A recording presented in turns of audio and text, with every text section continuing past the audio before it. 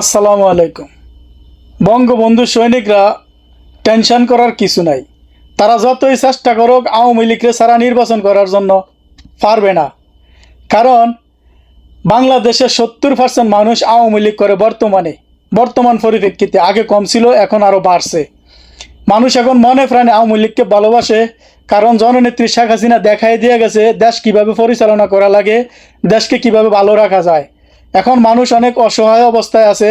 মানুষ এখন বুঝতে পারতেছে আওয়ামী লীগ ছাড়া যদি সরকার নির্বাচন করতে চায়, 60% মানুষ যদি 70% বাদ দেন, 60% মানুষ যদি নির্বাচনে না যায়, এই নির্বাচন পৃথিবীর কোনো দেশে গ্রহণযোগ্য হবে না। তারা এখন বুঝতে পারতেছে। কিছুদিন যাক, দেখবেন আগামী মাসে আওয়ামী লীগের ফায়ে ধরা শুরু করবে। আওয়ামী লীগকে ফায়ে ধরে নির্বাচনে আনার জন্য চেষ্টা করবে। কিন্তু আওয়ামী লীগ, আমার মনে হয় না জননেত্রী শেখ হাসিনা নির্বাচনে আসবে, কারণ সে একজন নির্বাচিত সরকার। অলরেডি বর্তমান সরকার জননেত্রী শেখ হাসিনা নির্বাচনের মাধ্যমেই আসছে। জননেত্রী শেখ হাসিনা চাইবে যে জননেত্রী শেখ হাসিনা ক্ষমতা নিয়ে সব কিছু নিয়ে আবার তার নিজ আসনে বসার জন্য।